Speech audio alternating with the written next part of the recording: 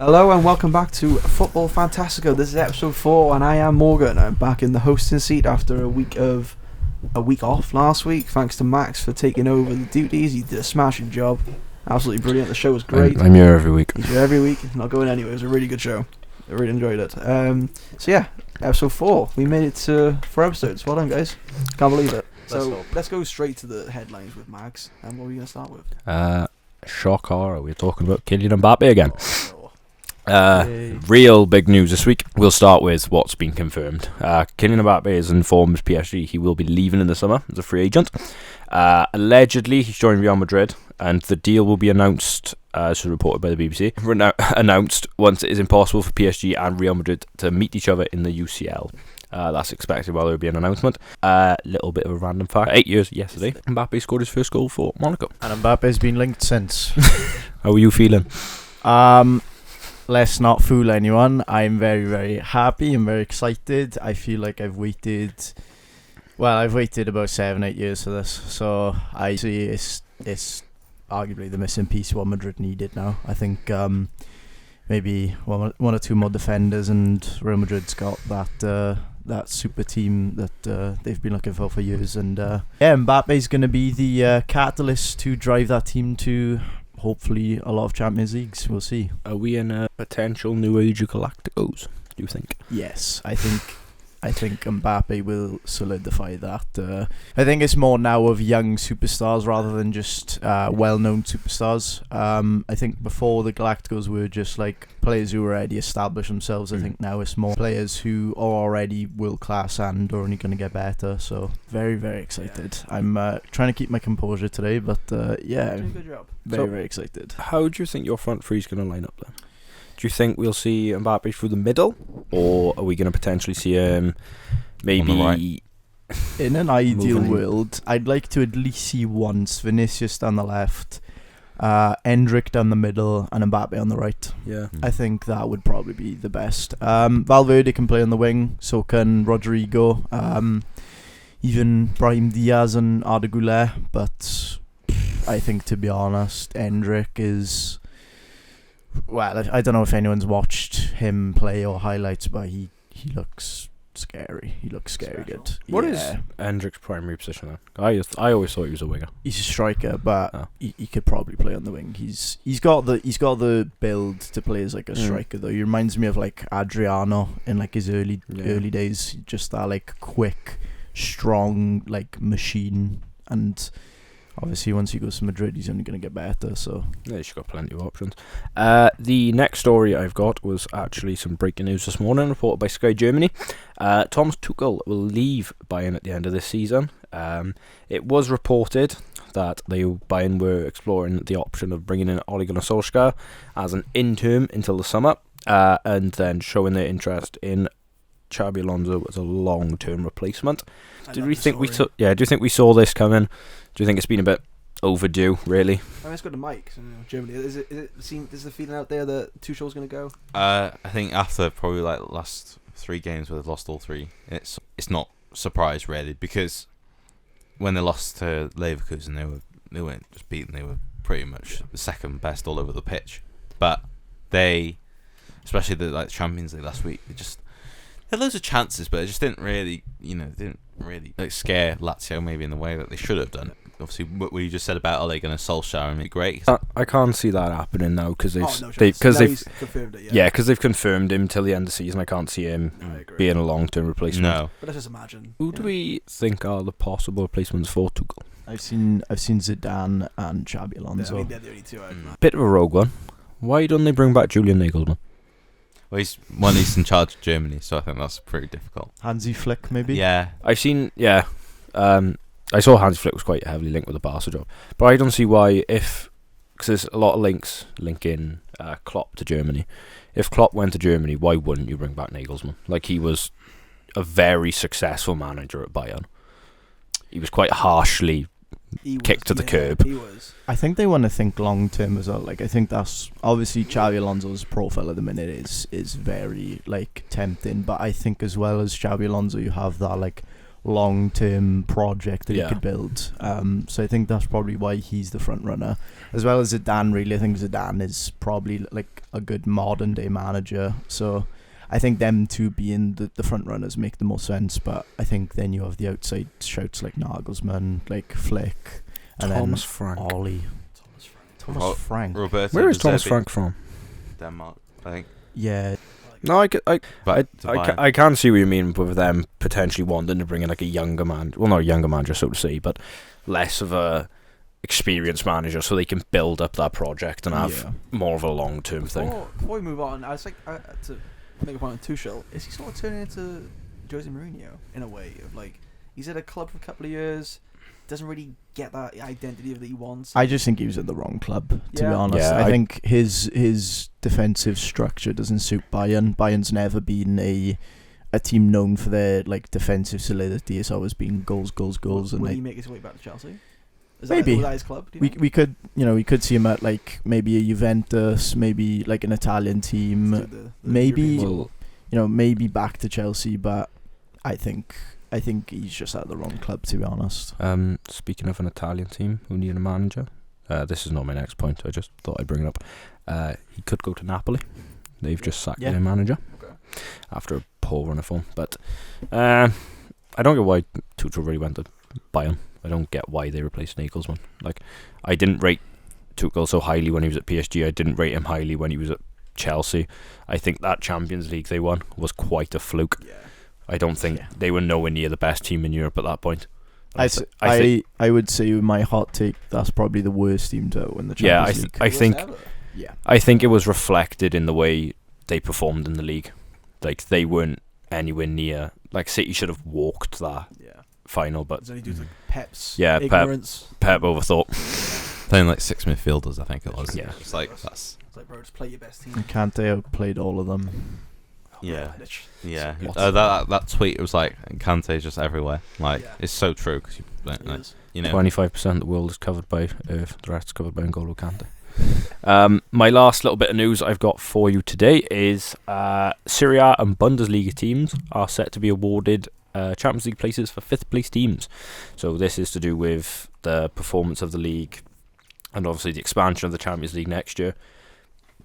And because of the likes of Newcastle and Man United obviously failing with the Premier League, they've fallen quite low down the pecking order. I think it's a sort of numerical ranking. I think Serie A and Bundesliga are on like 15.3 and like 15.4 respectively. And then the Premier League are in third on like 13.9. So it's looking quite solidified that would happen.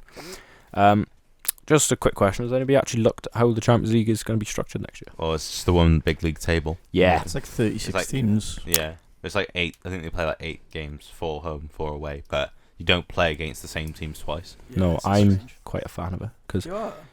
it's It's quite a music on Football Manager, to be fair. Yeah, it's mainly because I think a lot of people are putting it down because they like the comfort of the Champions League now. They like the fact you have a 4-team group, all the groups, then you go through a round of 16, round quarterfinals, semi-finals, whatever. But this new Champions League structure is looking what a Champions League should look like. It's looking a lot like a Super League. So I think it's based off seedings up here. Could we say that they've made that in an attempt to stop the Super League? Yeah, I think it might have been a deterrent in a way. Yeah. The growth to make the Champions League feel bigger. But personally, I always liked how elite it felt. Yeah. With like the best teams being in there. Hang on, I've got the new format says present Champions League group stage includes 32 participants divided into 8 groups of 4. So that's the current one. From the 2024-2025 season, 36 clubs will participate, so 4 extra clubs. In the Champions League phase, which is a former group stage, giving 4 more sides the opportunity to compete against the best clubs in Europe. These 36 clubs will participate in a single league competition, with all 36 competing clubs are ranked together.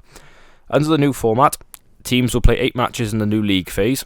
They will no longer play 3 opponents twice home and away, but instead will face fixtures against 8 different teams, playing half of those matches at home and half of them away to determine the 8 different opponents. The teams will initially be ranked into 4 seeding pots. Each team will then be drawn to play 2 opponents from each of these pots, playing 1 match against a team from each pot at home and 1 away. So I think it's sort of like the worst teams play the worst teams, the better teams play the better teams.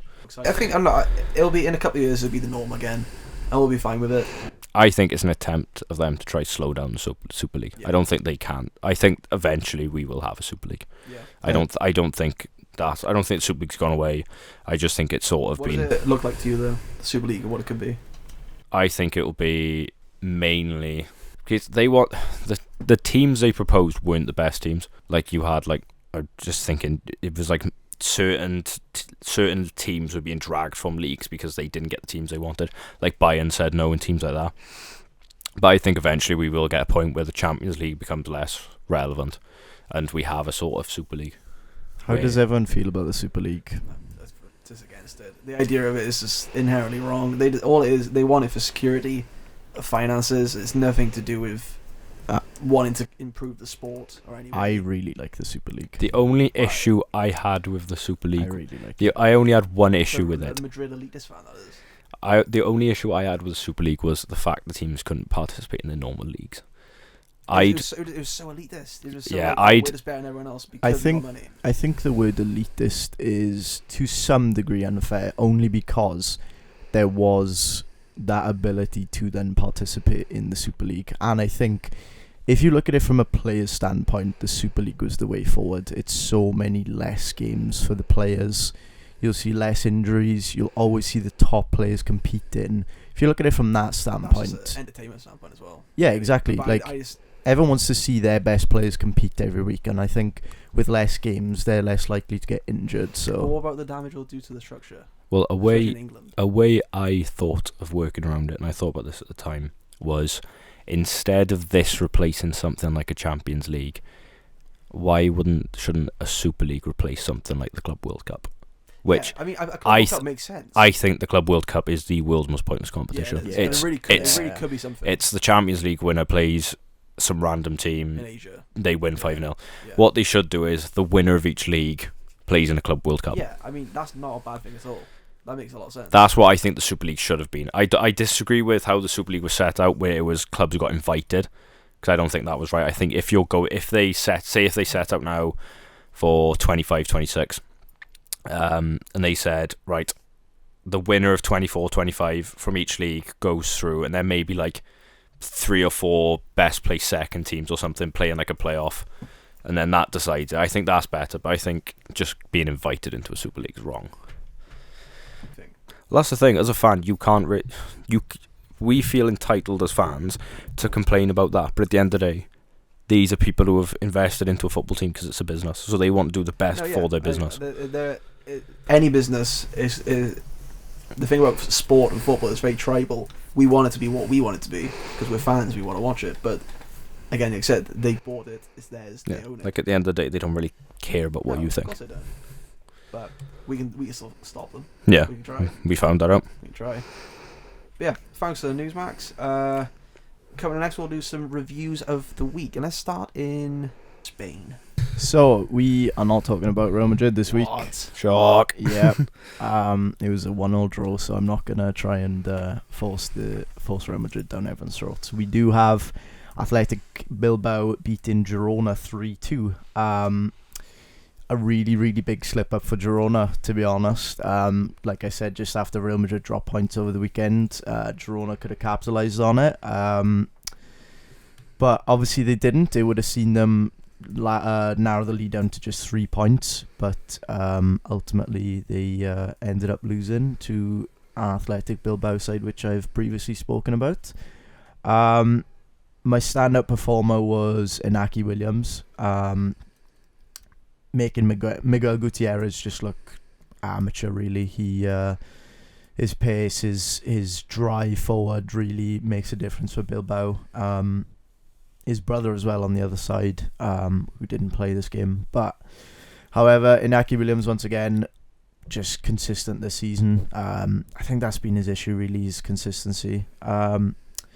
Never really seems to get injured, which was I think up until one point he went about 8 years without missing a game for Bilbao, which was insane. But yeah, this is probably been Bilbao's best start to the season, and I think Inaki Williams has been Bilbao's best player. Bilbao see themselves now just 2 points away from top 4, and they hope that this can be a late bid in a push for Europe. Very nice. What's your big takeaway from the weekend? Like, are you excited for a certain team or a certain player in the next few weeks? My big take is Girona are crumbling really hard. They've won 1 in their past 5 against Celta Vigo, which is they were 17th in the league, so not much of a takeaway from that. But honestly, they're really starting to crumble. I don't know what it is. They've had Dobiv come back from injury. You know, they seem to have their best lineup out, but something's not working for them anymore. They need to really be careful, because I think Barca are only 2 points behind them, and you know, if they keep this poor form up, they could see themselves drop out of top 4. Like, Barca have had such a chaotic season, but they're not that far off. They're not that far off, but they get really weird results. Like, they beat Celta Vigo just recently from a 97th minute pen winner, which is... You don't want that. It's nice. Yeah, It's sometimes nice, but it's a bit... They're like chaos. Yeah, it's a really weird club, and they take on Napoli today, which should be interesting. Let's see if they can deal with the big boys. Max and Alice today are both wearing the El Clasico kits. They're wearing Barcelona and Madrid. I'm purely wearing this just for Alice. So there's no other reason. We're going to put a mic between them to stop them fighting. But I think by the end of this show, yeah, they're going to be scrapping. So. One hot take off from is all I need. Right, thanks for covering Spain. Now let's go to the Bundesliga. How are we looking at that? Bayern lost. Bayern lost again. Oh. Yeah. To Bochum. Content. Yeah, it was. They were 1-0 up because through Musiala. Yeah, Jamal Musiala. But 3 goals from Schlotterbeck, Asano, and Kevin Stoger gave Bochum the win against Bayern, who actually move up to 11th in the table now. And Deo Upamecano got another red card, second in a week after he gave away a penalty by elbowing That's defender a in the trivia face. question. Who gets 2 red cards in 1 week? That's amazing. Could the title race be over? I mean, it's definitely looking morbid for Munich, but there's still another chance. So, Got a bit of Raymond there. Always another chance. Morbid Munich. But I've got another game here as well. Yeah. Sunday was actually quite a goal fest Yeah. in Bundesliga. 11 goals in 2 games. There was Freiburg-Frankfurt was the earlier game, which finished 3-3. And this is sort of more of like a Conference League, Europa League battle between the two sides. Michael Gregorich scored an equaliser to get Freiburg a point, which is quite a surprise because both these teams are actually quite out of form. Like Frankfurt are winless in 3 games and have drawn the second game in a row now. With Freiburg, I got their first point in 4 games, so I think these are two sides that I think they're I won't say the best of the rest, because I think the best of the rest is probably every team from Dortmund below. Yeah.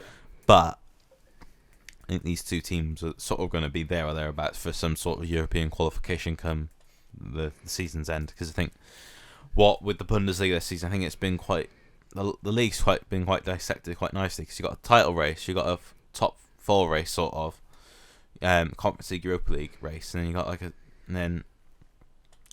from about like 9th to about something like 15th, it's all just a mid-table battle, and then you've just got 3 teams at the bottom who are certain to go down, bar the one that maybe has a playoff in the end of the season. It's nice as a story more than just the top of the league, which is good. Yeah, because with I think Union Berlin won again on the weekend as well. I think there's sort of now a noticeable gap between the teams at the 16th place team and the 15th, so it shows that I think that there's maybe you could say the standard of the teams at the bottom is quite poor, but it shows that I think that that teams are getting better. Like that some teams are now finding form, and they're finding it at the right time, because they don't want to be in a situation where we're in a month or 2 time where risk of we're like, oh well, European or risk of relegation. And then think, oh, how are we going to save ourselves? Yeah, that's true. Yep. No, thanks, Mike, for covering Germany. Let's see you again next week for more Bayern Munich loss, hopefully. Yeah. It'll be so fun. Let's take a trip now to the land of pasta and pizza and Juventus bottling the league. Oh no.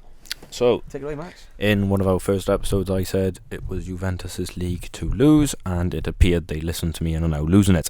Juventus, their season is really starting to slip. They've dropped points for the third game in a row now. They drew 2-2 with Hellas Verona. This off the back of 2 defeats to Inter and Udinese. Juventus actually went behind in this game from one of the best goals I've seen this week.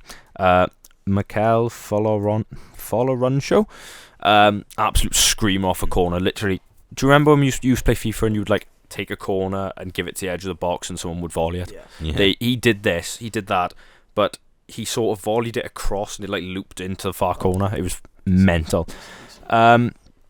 This was then ruled out from a Dusan Vlahovic penalty after a clear handball. Literally, the Hellas Verona defender should have picked the ball up. He probably would have got away with less. It was actually Hellas Verona who were more in charge in this game. They ran rampant, really, on the attack. They had plenty of opportunities. They regained the lead through Tijan Noslin, who nutmegged Wojciech Szczesny, who should have really done better. It was a really poor goal to concede. And Adrian Rabiot equaliser for Juve, who now sit 9 points behind Inter and only 2 points above AC Milan, and Inter have a game in hand on them, so they could go 12 points behind in the title race.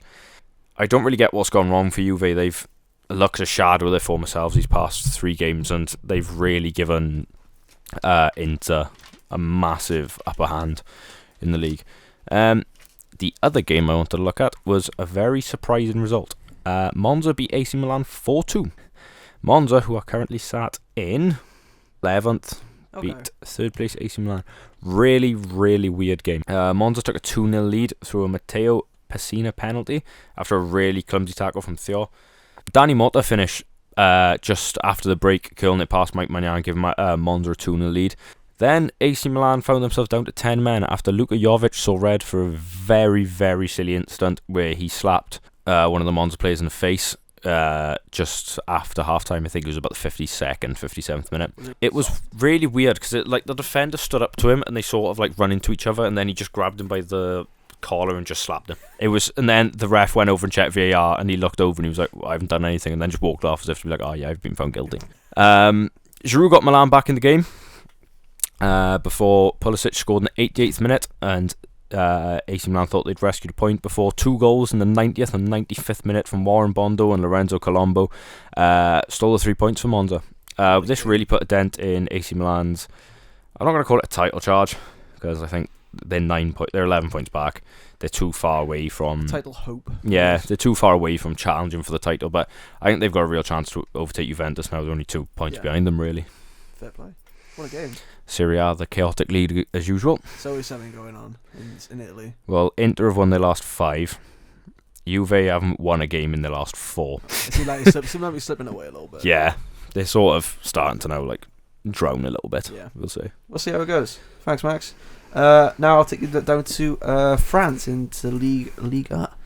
I'll start with Lyon and Nice, where Lyon picked up a 1-0 victory against Nice, which is incredible result for them. They've been on very good form recently, but Nice this season being one of the top teams in France. Lyon have won 6 of their last 8 games, keeping 5 clean sheets in that time, where they've really turned their fortunes around. Where the start of the season, I believe they lost 8 of the first 10. They really look like they're on the down trend, maybe looking at relegation at some point, but they really have turned it around, and they've now mid-table, where I believe they're 5 points off the drop. No, I think 8 points off the drop now. They're doing really, really well. And Nice now have dropped down to 3rd. It seems like any chance for a title charge for anyone other than PSG is just gone now, sadly. So from now on, I'll be talking about European places and who can compete for them. But yeah, in this game, Aurel Mangala scored the winner, and it was a second league appearance for Lyon since his loan transfer from Nottingham Forest. Nice goal actually. The ball's cut back to him, and he's on like the penalty spot. Crowd of people in front of him. He buried it in the top corner. Pretty good finish. So yeah, a nice January transfer coming to fruition, which I like to see. Weren't they unable to play the relegation playoff because of a Taylor Swift concert? This was when they were 5 points short of Lorient, who are in 16th. So that would obviously, if anyone who doesn't know how Liga and relegation works, they do relegation playoffs like a lot of other teams in Europe. Which personally is a better way of doing it. Yeah, I like it. It's so fun.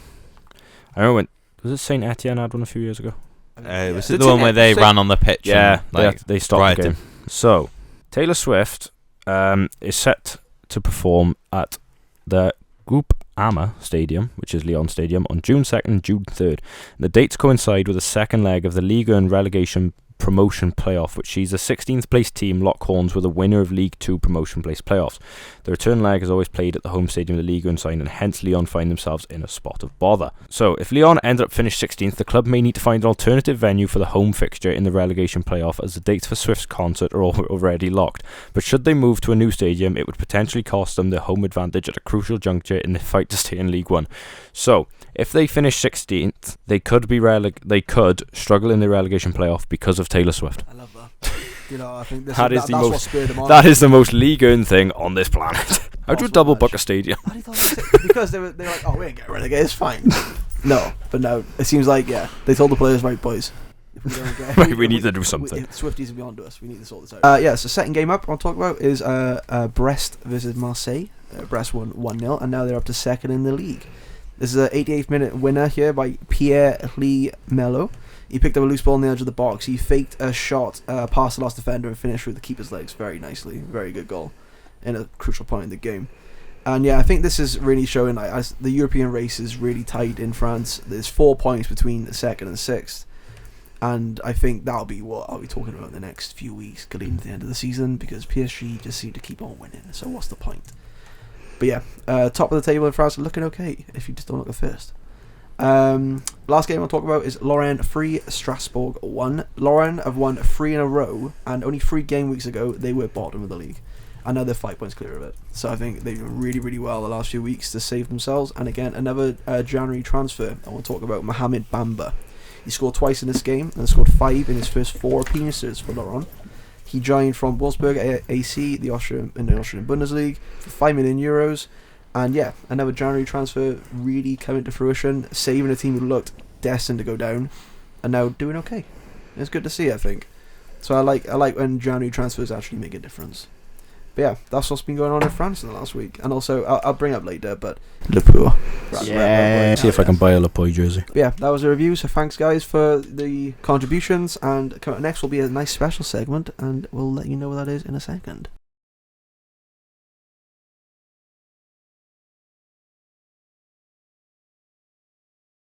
Welcome back to Football Fantastico. We have a fun little segment here. We were going to do it last week, but due to my absence, the guys actually pushed it to this week.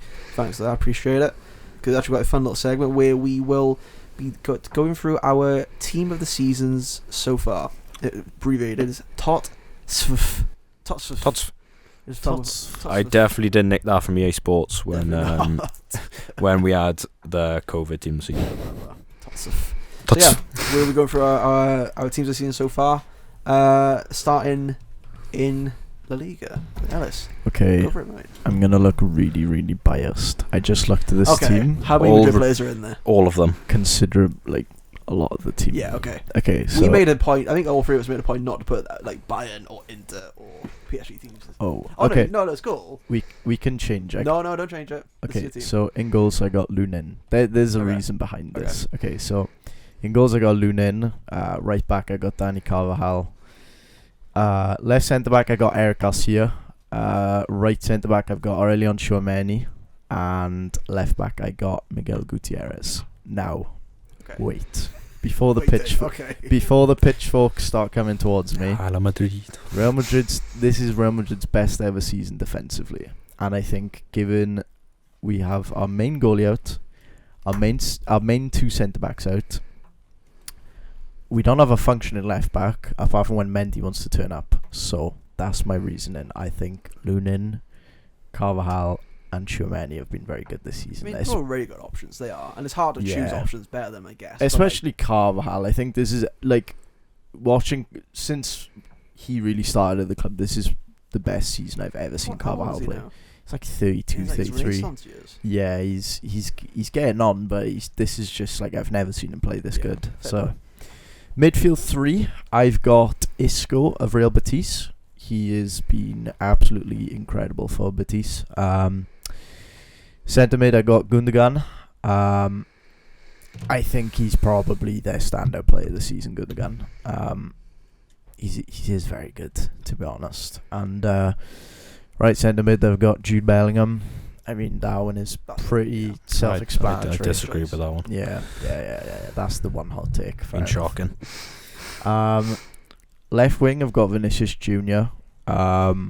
He's been injured a little bit, but I still think when he plays, he's the difference maker for Madrid. Striker, I've got the Biv of Girona, and right wing, I've got Savio. So yeah, I think them two, purely down to the fact of Girona have probably never scored this amount of goals. I've got a couple of honourable mentions as well. Jan Couto of Girona, just missing out to Dani Carvajal's excellence really. Inaki Williams of Bilbao, I spoke about him a little bit earlier. Antoine Griezmann of Atleti, always very consistent. And Toni Kroos, just unlucky just to miss out from Bellingham really. Some good players in that league. Yeah, Good players, man. very good players. That's great, yeah. Thanks, Max. Max, Sorry, but I'll do my own now. It's the shit it is, man. It's messing me up. Next up, Italy. Thanks, Ellis. Right. So let's go to the Bundesliga. Michael, what's your team looking like? Well, I've actually got like the actual formation and the like structure, but it really is a 4-1-3-2. Okay. But Do you have a picture of it, right? yeah. We'll put it on our socials tonight. In goal, Lucas Hradecky. This is quite. Obviously, it's going to be quite Leverkusen dominated, but right centre back Kim Min-jae, left centre back Nico Schlotterbeck, left back Grimaldo, right back Frimpong. Defensive midfield we got Granit Xhaka. Midfield, so as a number 10 we got Florian Wirtz. On the left we got Xavi Simons. On the right you got Leroy Sané, and the two up top is Harry Kane and Dennis Undav. I thought you were going to leave out Harry Kane then. No.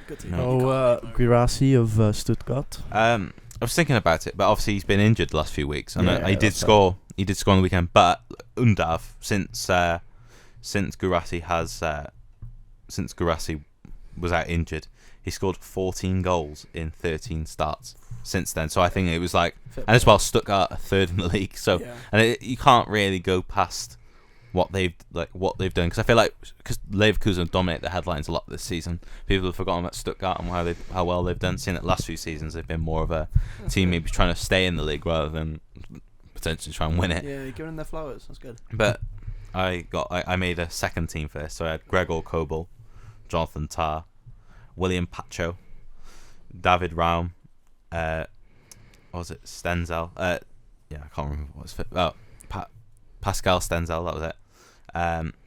Grisha Prommel, Jonas Hoffmann, Eren Dinci, Julian Brandt, Daniel Marlin, and Lois Openda. The thing is, they were quite difficult because some of these players had quite good. Were there many you were swapping back and forth? I was thinking, because obviously I didn't really want it to be a fully dominated Leverkusen team. It could have been easy to be Leverkusen, but for instance, like with William Pacho, he's a part of one of the best defences in the league. I think players like that don't get enough credit, because I think even though Frankfurt, I think, are sixth now, is that maybe they don't get the same treatment as the teams at the top. But that does not mean that they should be, pushed to one side. And another player that I had is Eren Dinci from Heidenheim. 7 goals this season, and really he's on loan from Werder Bremen. So I think that, and honestly, Heidenheim have had a really good season, the first ever season in the Bundesliga, and they've really defied expectations, and they've been one of those clubs they've made their way up the divisions in German football, and they're playing, they're doing really well this season, even though they lost on the weekend. But he's sort of been a key part of that, and I think that's what gives me recognition, is that it's not just about the best players in the league, but it's also the players that are very important to the teams that they play for. That's a play. Put a lot forward to that. It's a good team. Thanks. That's a good team. Now let's go to Italia. Just a bit before I say my team this season, I'd like to apologise. You might remember a few weeks ago we did a Champions League round of 16-11. I put in there my goalkeeper as Roman Berkey, thinking he was actually Kobel, who plays for Borussia Dortmund, because Roman Berkey currently plays for St. Louis City in the MLS. It's okay, you're forgiven. Yeah, cheers Michael for pointing that one out to me. So, my Serie A team of the season so far is as follows. In goals, I have Michel De Gregorio of Monza. 17 goals conceded with 9 clean sheets this season, 4th highest in the league. He actually has the highest save percentage per 90 and goals percentage per 90 in the league. Monza currently sat in 11th. A bit overperforming, They usually are a bit lower down towards the end, the bottom end of the table, but he's had a really solid season so far. At left back, I have Federico Di Marco from Inter. He's been a real attacking threat for Inter this year.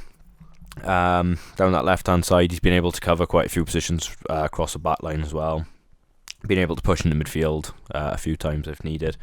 Currently got 8 goal involvements for a left-back. That's quite ridiculous, with 5 assists and 3 goals. And obviously being in that Inter team, it makes you look a lot better because they're top of the league, but he's been really good so far. My first centre-back is a man called Alessandro Bongiorno. He's currently injured, which is quite gutting, but he's been a really strong centre-half this season in Serie A. The defence of Torino has only scored 20 goals this season, with 11 clean sheets, 3rd most in the league. That might not be correct as of now, because these are old stats from when we meant to do this last week, but I don't really care. He's got 43 interceptions and 118 duels won, and he's just been one of those centre-backs from lower down teams who always overperform and, maybe don't get the recognition they deserve. His centre-back partnership I have alongside him is Alessandro Bastoni from Inter. He's been really impressive this season, playing out from the back with a really attacking Inter team who've shifted their focus more to attack. He's got some of the best progressive stats in the league for a centre-back, with 90% pass accuracy. Got there in the end. And he's really starting to live up to that potential he's had. He's been seen as a talent for the future for a while now, and he's really starting to cement his place as one of the better centre-backs in the league. Alongside him at right back, I got Michael Coyote from Fiorentina. Only 19 years old, but really looking established and like a really strong starter for Fiorentina. Developing really each week, getting better and better, playing down that right-hand side. Been really impressive and looks solid in progressive play, and from what I've heard, a lot of Serie A fans are really excited about him for the future. In my DM is someone I wasn't expecting to actually have in here, is Hakan Çalhanoğlu. He's really thrived since dropping deeper into a midfielder role for Inter. He's progressed in his past. He's usually played in either a 10 or an 8 role, but since he's dropped back for Inter this season, sort of a holding mid role, he's been such a key asset to them with the ball in play. 12 goals and assists this season, 91% pass accuracy with 1,314 successful passes. A lot of passes from a fielder, right? Yeah, he's sort of enabled himself to just sit, to be that anchor in midfield and just spray balls everywhere. He's been really impressive so far this season for me. I really, really like Çalhanoğlu. That's one of them like weird niche players. Yeah, they're like, if he plays your club, you love them. Yeah. He's really good. We like those players. Yeah. Although he's when we remember him playing, he's commonly been in that attacking mid role. He's actually got some of the more like impressive defensive stats for a title leading Inter team.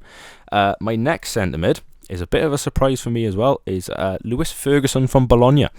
So he's got 8 goals and assists this season in an overperforming Bologna team, providing huge opportunities in attack, but also being exceptional in defence with 111 recoveries.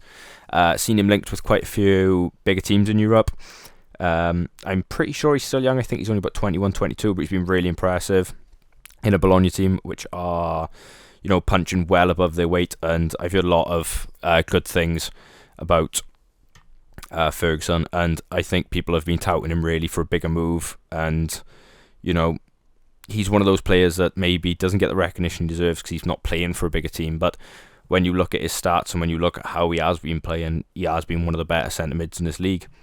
My next centre mid is I've just gone past him.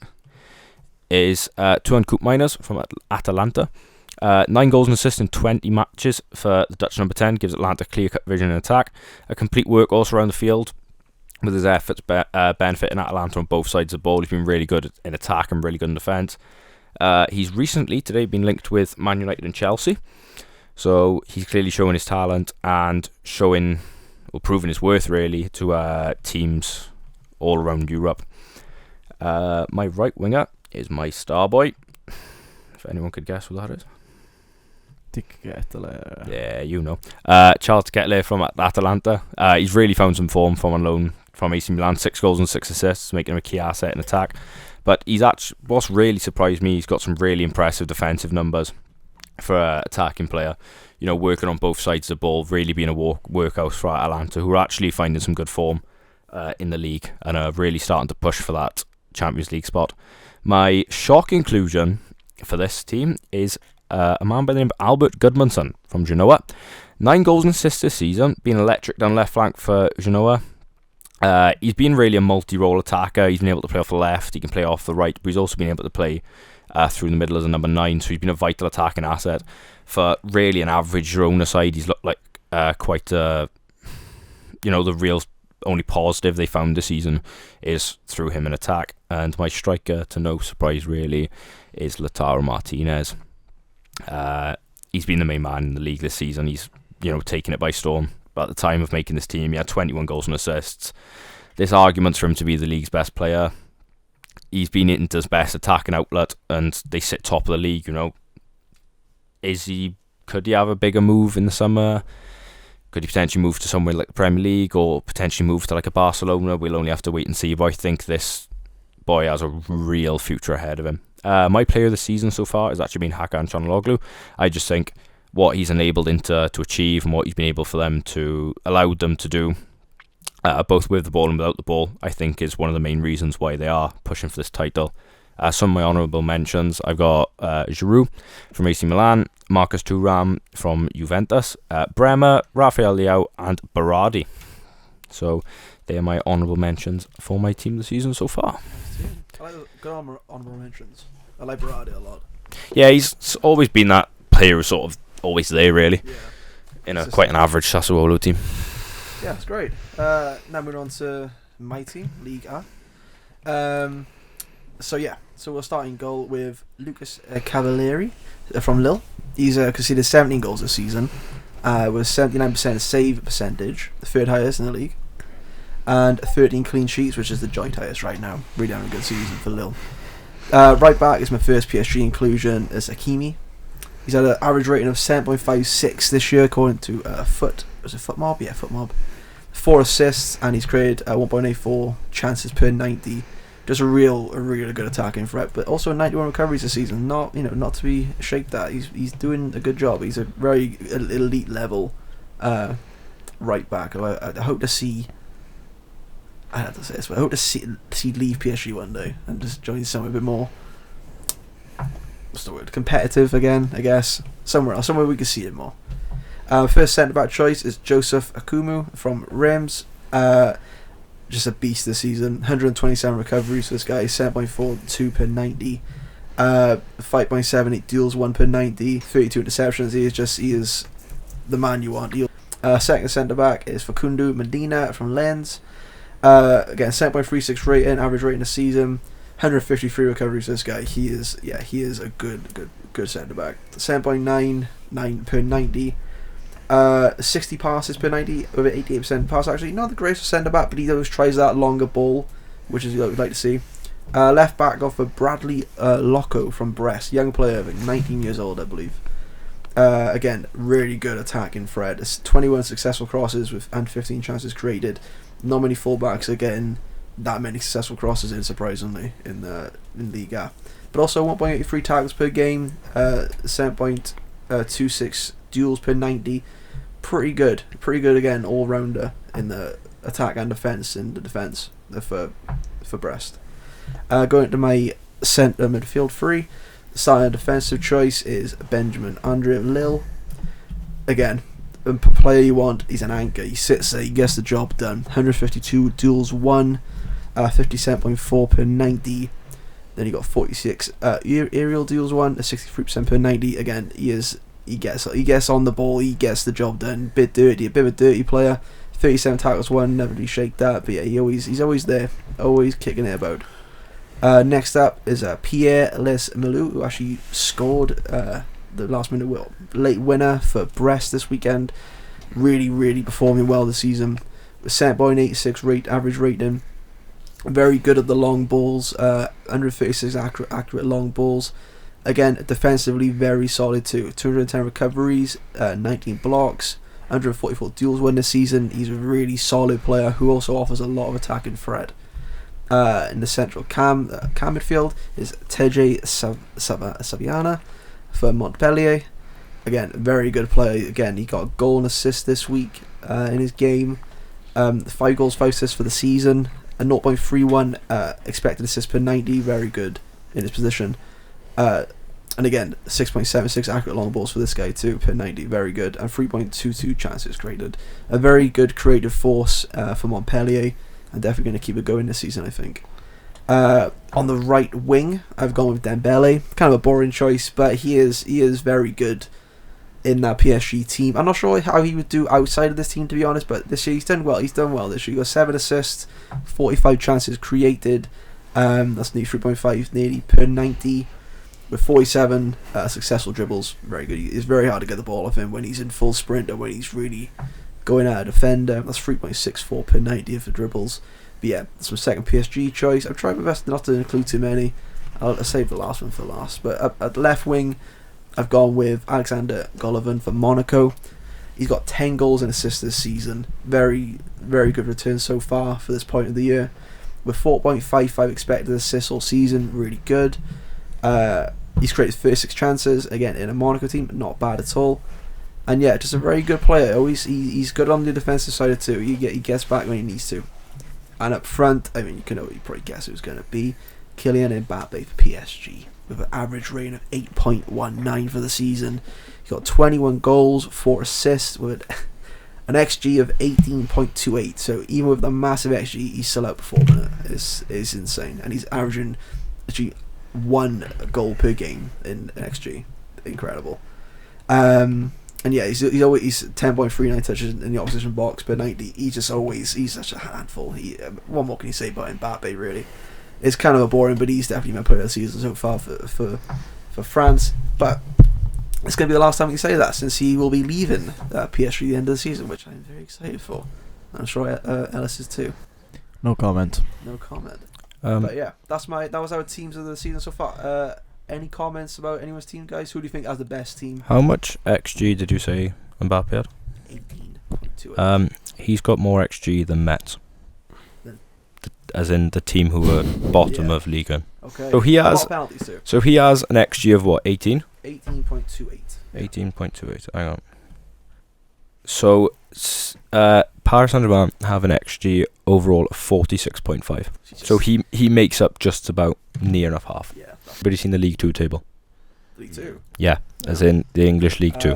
Nah. What's going on? There's only like 6 points between So- 7th and 16th. Where's it to? Really? So 16th place is Walsall on 45 points. 7th place, Harrogate Town on 48.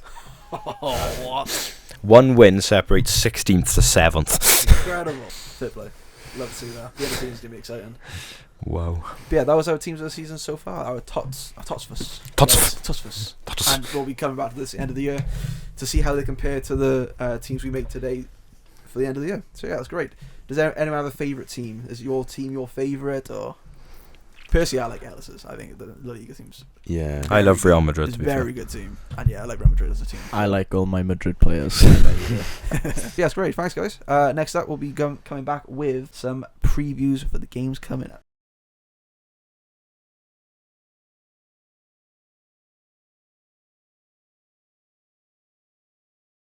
Welcome back to Football Fantastico. We will now be going through the previews for the week's games, and at the end we'll have a little bit of a quiz with our quizmaster Michael. So yeah, let's start in Syria. Why not? My game to watch this week is the game between AC Milan and Atalanta. So this is AC Milan in third versus Atalanta in fourth. If either team win, it doesn't really make a difference to their standings. To be fair, if AC Milan win, they can overtake Juventus, just as long as results go their way.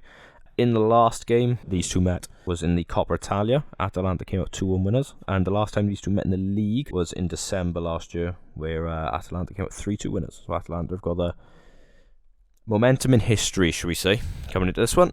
My player to watch from both sides for AC Milan is going to be Rafael Leao. I just think he's one of those players who can always give you something and can always win you a game. He's just he's that good, really. I always feel like he can come up with something even if the game's going against him. And with Atalanta, I will go with my star boy, Charles de Ketelaere. I just love him. I think he's been really exciting in attack. In terms of predictions for the game, Atalanta have won their last 4 games quite convincingly as well. Whereas AC Milan lost their last game 4-2 to Monza, which I covered earlier. I'm going to go with an Atalanta 3-1 win. Watch AC Milan win 5-0. Oh yeah. Let's go to the Bundesliga. Mike. Well, I had two games. Don't say Bayern. Well, Bayern actually play Leipzig, but why not? I actually think Bayern would be not a bad idea now because it's kind of exciting to see them lose. But I'm not going to do that this week. I'm going to go with Augsburg versus Freiburg. So 6 points between them in the league. I think Freiburg are 9th and Augsburg are 14th. So it's not exactly the most exciting game, but it's actually 6:30 kickoff, which is actually quite weird. Well, Augsburg gave Mainz just their second win of the season last week. And Freiburg, what I just said earlier about them drawing with Frankfurt, a 3-3 draw. I think it's going to be a tight affair. I'm going to say, because I don't think one team will run away with it. Watch now, when the game happens, there'll be a different story. Yeah, be destroying. But my players to watch for both teams. For Augsburg, I got Ermedin Demirovic, scored 12, assisted 16. Augsburg have only scored 31 goals this season, and he's involved in 18 of them. So he's a big presence in their team in terms of their attacking output. Whereas with Frankfurt, have gone with their goalkeeper Noah Atabolu, who's kept 7 clean sheets obviously as a goalkeeper, and Freiburg are one of the best defensive teams in the league.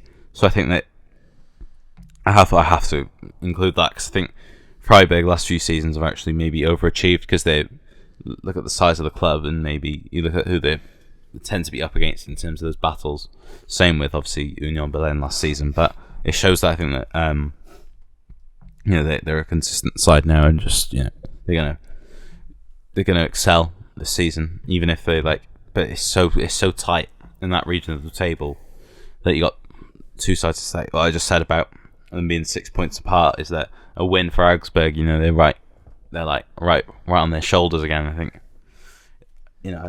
but for me, I think it's going to be a Freiburg win, because I think they're probably going to be, especially seeing that they managed to claw the game back against Frankfurt. I think they've got a chance of winning and getting another win for the season. Fair play. Thanks, Mike. I go to France first. I'll leave Spain till last. I'm going to go against basically what I told you then, because I chose the PSG game for the week. But I'm doing it out of hope, because they are going up against Stade Rennes, and Rennes are the best team on form in France right now. They've won the last 6 games, and they are just on the fringe of that European football, the fight for it anyway. So yeah, I made a note on my prep that says, please someone beat PSG. That's all I want. So all we want and all we need. That's all I want. Just a little bit of excitement. The last game they've lost was to AC Milan in November in the Champions League. So yeah, that's too long. I mean, come on. They've drawn a few, obviously, but that's the last loss. But yeah, I got a player to watch who's quite exciting. It's Martin Terrier. In the last 5 goals and 1 assist in the last 4 games for Rennes. When their form really kicked up, he really turned up as well, because before this he didn't really have much to say this season, but it's definitely a pivotal patch. But I hope that patch can continue for this one more game. You never know, to get a result against PSG would not be a bad thing at all. If they do it, they'll be definitely win that mix for European football, and maybe, just maybe, something to claw claw back a little bit of that PSG lead in the league. So yeah, and also we have the reminder of Coupe de France, the weekly reminder. Come on, Liverpool, sorry. They are playing. It's next Thursday, the 29th at 7:45. So I'll do a proper in-depth preview next week. I'm gonna live stream it. Who have they got? Stade Rennes. Let's go! PSG are playing. I mentioned today as well. A little fact about Le Puy is if for all of my FIFA fans out there, it's Roland Vieira. So whenever you thought you were packing Ronaldo, it's that's the guy. yeah, it's that guy. Love that. Roland. He's now there. Me. I'm not gonna get everyone too excited. It is Celta Vigo versus Cadiz. I can't wait. Right, Can't skipper. wait, We're not doing it. No, I can't wait. It is Tell me everything. It's a relegation 6-pointer. Oh. We will be there. Both teams are really struggling. Tell me more. Celta Vigo in particular, they've won 1 of their last 5, which is not normal for them. They normally do, they normally float about like a Crystal Palace, like. And then Cadiz are winless in their last 5, which is a little bit more expected. A win for Celta Vigo would steer them 3 points clear of the drop zone, which would be massive. Whereas a win for Cadiz would see them level on points with Celta Vigo, so it's going to be a big game. My one to watch is going to be Iago Aspas, which is What a player! just a street favourite. I love Iago Aspas and Liverpool legend. just how loyal he has been to Celta Vigo. So Player on How- the FIFA, if How will this anyone affect Real Madrid's title chances in this game? very, very badly. Iago Aspas will sign for Madrid and Mbappe will be discarded. They'd probably be better than Horsley. Hey, knows. no Arsenal slander. Right, now we can go to the quiz. Yeah. Thanks, was thanks, good, guys. Sorry about forgetting about Spain. But yeah, let's go to Right, the quiz. put your phones away, put your laptops away. Yeah. Sell your devices away. So this is a Champions League themed quiz because I think I just got the wrong end of the stick. Right? Well, no, you lost. Yeah. So I've changed roles this week. So first question: who scored the fastest Champions League goal? What? Sadio Mane. Preeminent. You know how we talk about Real Madrid a lot on this show? Okay. It's actually against Real Madrid. Against Real Madrid. Is it? It's quite recent, isn't it? I feel like it's recent. Maybe.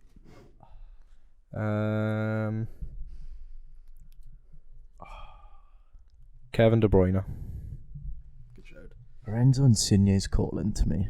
Is he? Might want to answer. Yeah. It's not Insigne though. Can we have a hint? He scored for Bayern Munich. Oh. Sonic. It's not recent, but It's more- not recent, but it could be recent. It's like 2000s. I would do a guess. How is 2000s recent? That's not recent. Well, we are in the This 2000s. is generation. Oh, I thought you meant 2000. I was Blew going to the say. mics up then, but Does he still play? No. Wow. that's a good clue. I've got another clue then. Ooh. Yeah. He's well. Dutch. Ian Robin. Nope. Oh. Don't think. I think we're done. Dutch. That's it. You got to guess Elizabeth. Ruud van Nistelrooy. Nope. Ruud van Nistelrooy's never Jars played for Bayern. Huntelaar. Roy Mackay. Ah, he was on the tip of my tongue. 2000, I think it was 2007. God, bloody right. 10.12 seconds he Yep, scored. right, great. Ah. I would have been 2. Right, so, Roy. 2007, did you say? yeah. That's unreal. I never would have got Right. Second question. Who were the first winners of the rebranded Champions League in 1993? 1993. Do you want a hint? Yeah, go on. They're the only team in that nation to win it. Red Star Belgrade. Nope.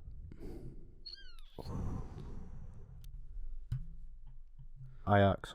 No. It was actually Marseille. Oh. The only team, I the forgot only they other were- French team to win it. Yeah, I forgot they were good. I'm going to sound like I'm lying, but that was going to be my next guess. Yeah, of course it was. How many questions do you got on this quiz, Mike? 10, but I got obviously like bonus. Okay, if so you want. Yeah, get a we point. might need actually- them. we actually get a point then. Yeah. Right. What are the last 5 Champions League host cities? And it's 1 point for each. Cardiff, Kiev. Oh, no, it's not Cardiff. No, Kiev. No, Kiev's too far. Oh, Kiev's too far. Kiev's Barcelona. 2018. Madrid. Yep. Lisbon. Yeah. Lisbon. Moscow. Nope. Istanbul. Yeah. Yeah, that was Liverpool, Real. What was it last year? San Siro? Nope. Where was it played last year? Was it played in Lazio Stadium last year? Nope. London. Nope. If it last year, or if you mean last season, obviously Ellis said it, but I'd say that it was in. Two of them were in the same country. So this was like during COVID times. Madeira. Nope. Porto. Yep.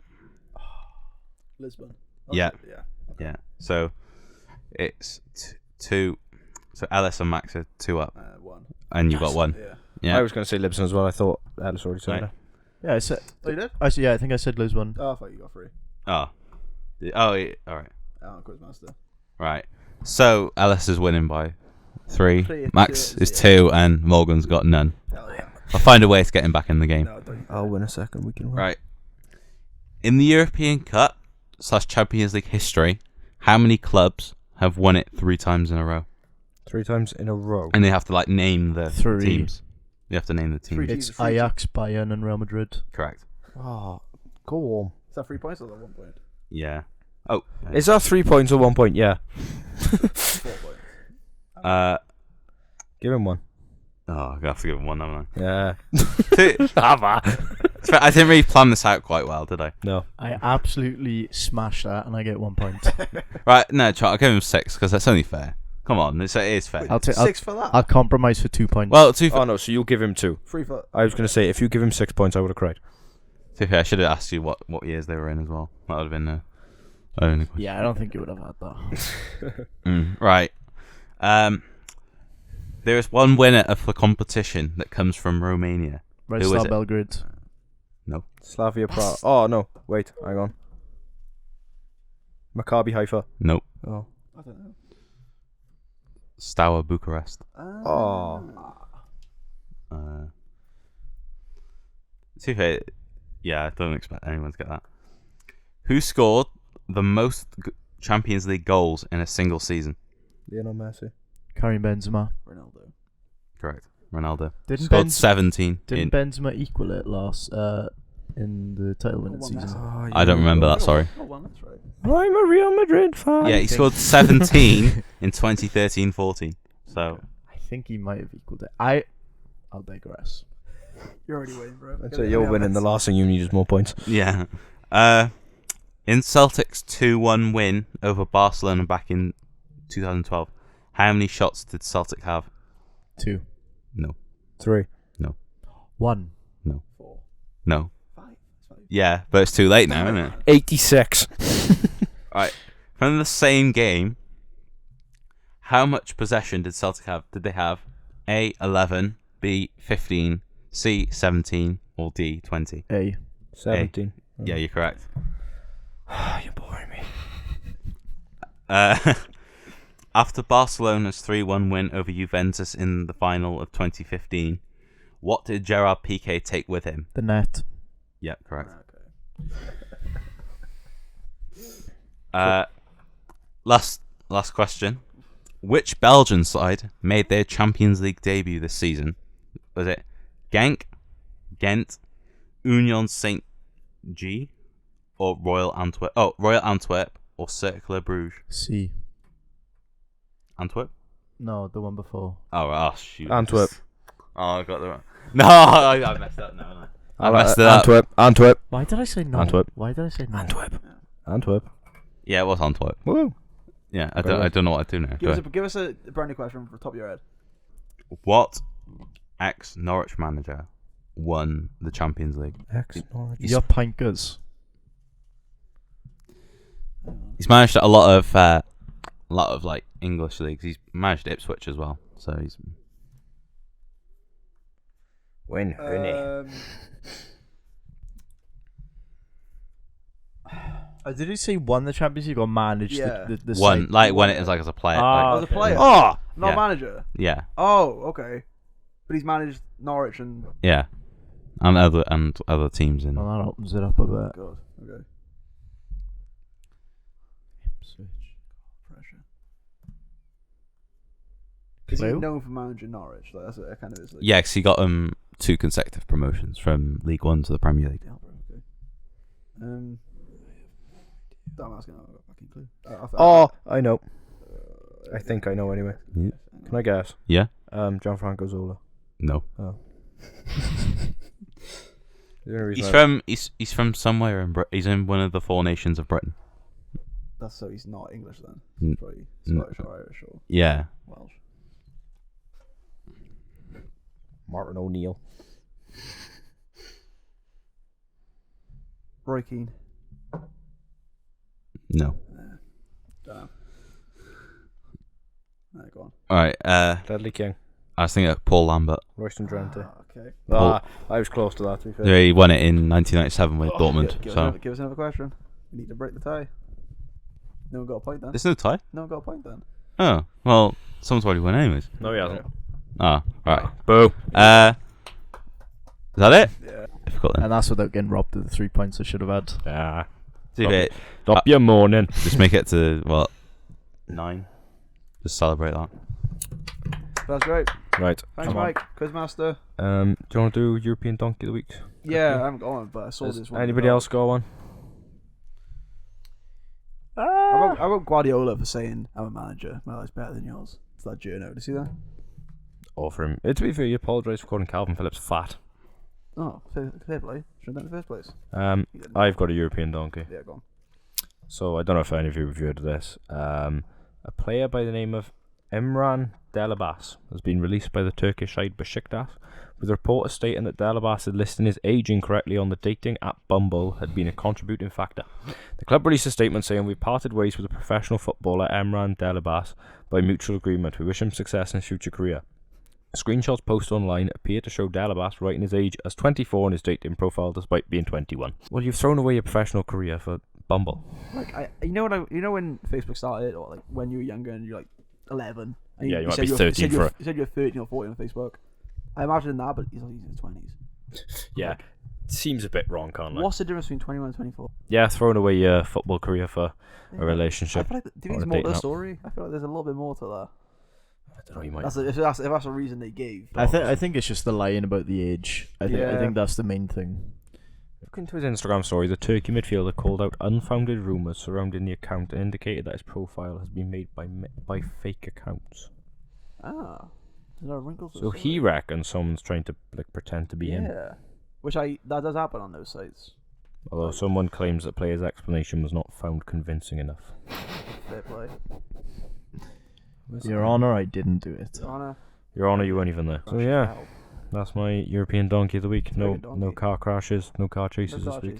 I'll give a little shout out to the 10 people that attend Real Madrid's Castilla games who punched one of Real Madrid's strikers. Wow. Yeah, I don't really know why they're punching him. It's a bit weird, but he ended up scoring the game after, so Good man. So maybe good. Character building. I don't want to So- say karma, but Yeah. you know, he gave them something to. Wait, so 10 people punched him, what you say? No, I'm just saying, like, for the few people that do Right. actually attend the game, like, Yeah.